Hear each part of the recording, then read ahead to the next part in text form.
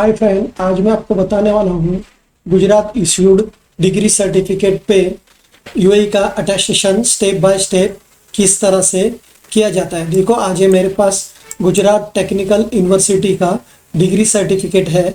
इस पे step by step UAE का अटेस्टेशन किस तरह से किया जाता है मैं आज आपको बताने वाला हूँ।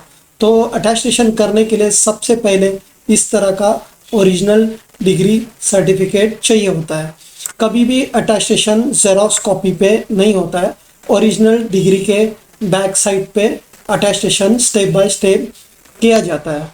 अगर आपका ये डिग्री लैमिनेटेड होगा या यूनिवर्सिटी से काफ़ी बार लैमिनेशन करके ही डिग्री मिलता है, या आप लोग वो डिग्री सेफ रहने के लिए जो लैमिनेशन करते हैं तो उसका लैमिनेशन हम लोग बैक साइड से रिमूव करके जितना हम लोग को अटेस्टेशन के लिए जगह चाहिए होता है उतना पोर्शन को हम लोग रिमूव करके उस पर स्टेप बाय स्टेप अटेस्टेशन करते हैं। तो अगर ये अपनी डिग्री लैमिनेशन करके रखा होगा तो भी उसका कोई इशू नहीं आता है, वो हम लोग लैमिनेशन रिमूव करते हैं। तो अभी मैं आपको बताता हूँ इसके डिग्री के बैक साइड पे स्टेप बाय स्टेप यूएई का अटेस्टेशन किस तरह से किया जाता है। और ये अटेस्टेशन करने के लिए इस तरह का ओरिजिनल आपको मेरे को डिग्री सर्टिफिकेट भेजना पड़ता है, और पासपोर्ट का आपको फ्रंट बैक पासपोर्ट का जेरोक्स कॉपी देना पड़ता है। अभी देखिए, ये डिग्री का बैक साइड है। तो इस पर सबसे पहले मैं हर एक वीडियो में आपको बताता हूँ, कभी भी अटेस्टेशन करने का सबसे पहला प्रोसेस होता है नोटरी।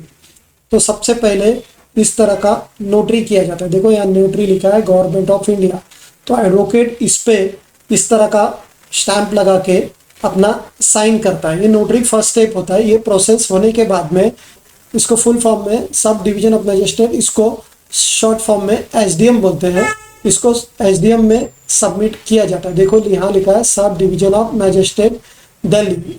तो इस तरह का, और ये सब डिवीजन ऑफ मजिस्ट्रेट का स्टैंप लगता है। सब डिवीजन ऑफ मजिस्ट्रेट इस पे इस तरह का अपना साइन करता है। ये साइन होने के बाद में इसका थर्ड स्टेप है, इसको MEA ministry of external affair, MEA इसका form for MEA ministry of, MEA का फुल फॉर्म है मिनिस्ट्री ऑफ एक्सटर्नल अफेयर। तो इसको एमईए में सबमिट किया जाता है। देखो, यहाँ लिखा है मिनिस्ट्री ऑफ एक्सटर्नल अफेयर।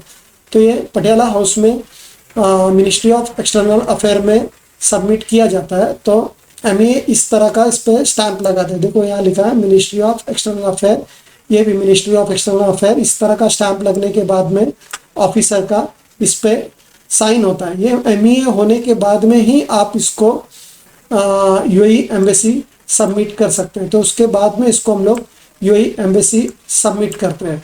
देखो, यहाँ लिखा है यूनाइटेड अरब एमिरेट्स। तो इसमें यूएई एम्बेसी इस तरह का उस पर स्टिकर लगाता है। इसको काफ़ी लोग इंडिया का मोफा भी बोलते हैं। देखो, यहाँ लिखा है मिनिस्ट्री ऑफ फॉरेन अफेयर्स। तो इसका शॉर्ट फॉर्म होता है MOFA, मोफा। तो ये मोफा बोलते हैं। तो इस तरह का मोफा लगता है। ये मोफा होने के बाद में आपका प्रोसेस ख़त्म होता है। तो ये डिग्री आप फिर आपके जॉब के लिए, जो जॉब पर्पस के लिए, जो भी आपका वहाँ कार्ड निकालना है, कुछ वहाँ का वीज़ा स्टेटस के लिए आपको ये अटेस्टेशन कंपलसरी होता है।